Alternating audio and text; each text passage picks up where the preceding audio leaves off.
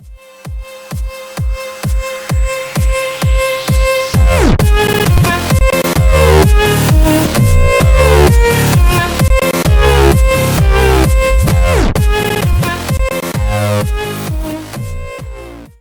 guys, it's Chaosblock here. I'm going to be doing a weapon review on the Pp90. The Pp90 is manufactured by the KBP Instrument Design Bureau and has been designed since the 1990s and resembles the Pp19 Bison / Bison, whatever you want to pronounce it, and also is made to shoot the 9mm parabellum round, and also features a very special 64-round helical magazine. But also, if this is desired, you can use a 32-round box magazine. It has not been featured in any major military operations, but in Kazakhstan, I'm hoping I'm pronouncing that right, is used by police forces, which isn't that big a position, but hey, at least it's doing something. Now, this also brings us to the RPM in real life. It's going to be just shooting at a maximum of 600 to 800 rounds per minute, so that's not exactly realistically portrayed in games, which you'll see later. So let's go on to in-game stats. The Pp90 is going to be doing 42 to 17 damage, meaning that it's going to require 3 to 6 shots to kill, so the 6 shots to kill is actually fairly high in comparison to other SMGs, so I wouldn't suggest going for the farther kills. So you'd probably be asking right now, well, generally, does headshots help? Well, headshots absolutely do not help in any way, shape, or form. I would not, well, actually they do technically, but I just say it's stupid because you only lose one shot each time, so I really don't think it's useful. I just say go for body shots, but if you'd like to know, as a 1.5x multiplier, and it's going to require 2 to 5 headshots to kill, so if you seriously need that one shot, that odd moment where you need that one shot off and after that the person's dead, I guess that headshot might do it for you, but really I wouldn't suggest going for headshots with this gun. Now, this brings us to the RPM. The RPM, which I said is not is realistically portrayed in game, it has a 1000 RPM. Now that is extremely fast, near fastest in its class. It's only outclassed by the PM9. So generally that is very quickly, and if you use rapid fire, it's going to increase that RPM to 1250, which is extremely fast, and generally that's just a very good RPM. So yeah, that brings us to now the smaller stats, where we just basically talk about draw times, maximum run speed, and all that kind of stuff. So the maximum run speed is going to be, yes, at maximum run speed. You could be running at max speed, 100%, nothing special here for the SMG class.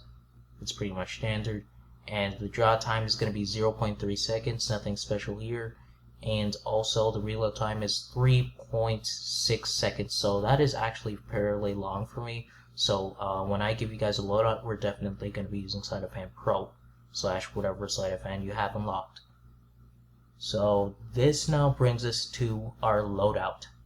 Now the loadout is where I basically explain, tell you guys which loadout I used and what worked best for me.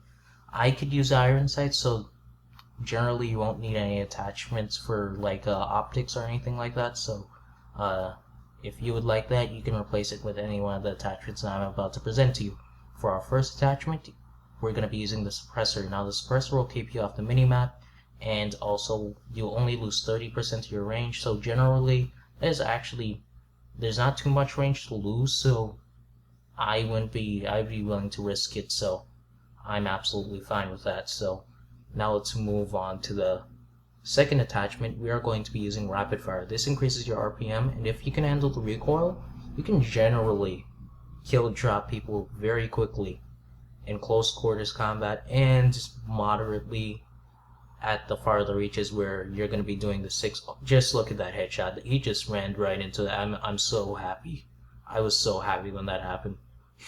So yeah, I have that, and so it increases the RPM, and there's only a little bit of RPM. Only a little bit more recoil. So if you can handle the recoil, I would definitely say use this attachment. But if you can't, I would suggest a reflex or / whatever you want to use. So now this brings us to our lethal slots and tactical slot.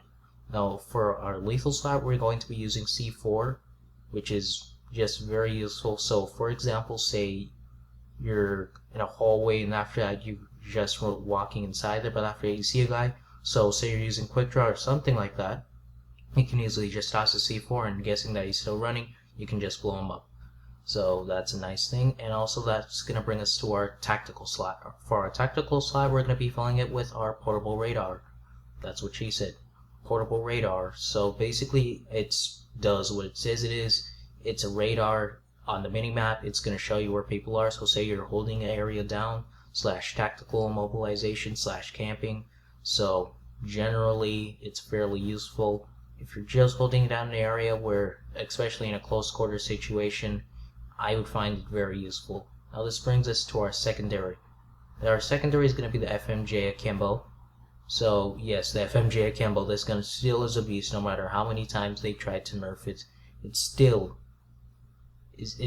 just feels like it's the best gun in the game. I'm going to be honest with you, in close quarter situations this thing's actually just absolutely going to dominate. So say you're on your last magazine, say you haven't picked up scavenger packs for some reason or something like that, you haven't been able to reload, and after that, but there's a guy right there, you can easily just take him out. And I'll give you guys a little tip: when you spawn, always take out your secondary, because your character does this really stupid animation which can be annoying when you're getting shot at, and after he's flipping the guns while you could easily just take them out. So yeah, he flips them, so when you spawn, flip them, so later on you can just take them out easily. Now this brings us to our perks. For the perks, we are going to be using Sleight of Hand. Sleight of Hand will increase your reload time and generally is a very useful perk. I just use it to increase my reload time, that's all it does, just like in every other Call of Duty. Except when you get the Pro perks, which actually is an upgraded version of it, so yeah. So that's just basically gonna increase your reload time. And now we're gonna go over to our second perk slot. We're gonna be using Assassin. Now since you're using the suppressor, this will keep you off the minimap in any way, shape, or form. It's just impossible to find you on the minimap. I'm gonna be honest. It's impossible. Now this will just make you just a super stealthy beast, and you'll be able to flank easily. No one will know when you're coming. That's what she said. And so yeah.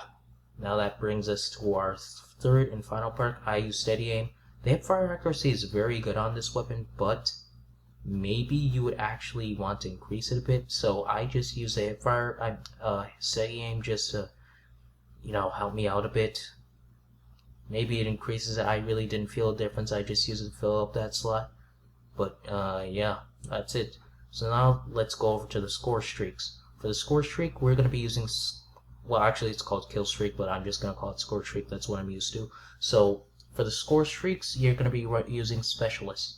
Now Specialist is something that allows you to carry 3 perks, and you can earn them by getting kill streaks. So, or just playing the objective, say Domination, Camouflage, or something like that.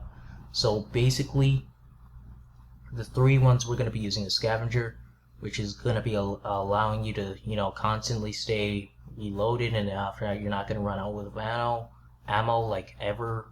As long as you go to the dead bodies, it's going to be impossible to run out of ammo, really. So as long as people are dying, you're going to be able to stay filled. And just look at that double headshot. He just ran right into that. That was nice. So happy. So yeah, that brings us to our next Specialist slot. We are going to be using Quick Draw. Now this will allow you to draw your weapon faster, toss C4 faster, just overall just draw stuff faster. You'll be able to put down your portable radar faster. Going to be able to do all that kind of stuff, and generally I found this to be a very useful perk, but not as useful as Assassin. Now this brings us to our third Specialist slot. Replace this with whatever you want. I just use Marksman.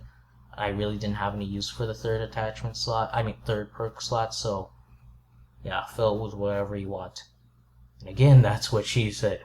So now this brings us to where I overall just give the gun I can give the gun score out of 5 stars. So basically I'm going to be giving the Pp90 a 3.5 out of 5.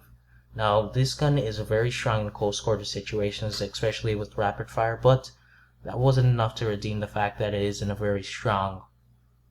It is not strong at all outside of close range, so you can easily use an MP7 after that will still be effective, at where the PP90 is going to be very ineffective. So overall, this is a good gun for close quarter situations, and I would highly recommend this gun to a person who's rushing around. So generally, this is a very good gun for close range situations, and that's the end of the weapon review. So if you enjoyed, please leave a like. If you didn't like it, you can dislike, whatever. But more importantly, if you could please leave some feedback if you didn't like it, or if you did like it and there's certain things that you didn't like, please tell me. I could use some feedback. Maybe if something doesn't sound right, I've been using a noise removal software. So, and also if you guys like the new intro, if you guys don't like it, I can do a new intro. So just please tell me. This will only benefit the channel, and if you enjoy me talking too much, if you actually enjoy this very sexy voice, you can help me out a bit. So hope you guys enjoyed it, and goodbye.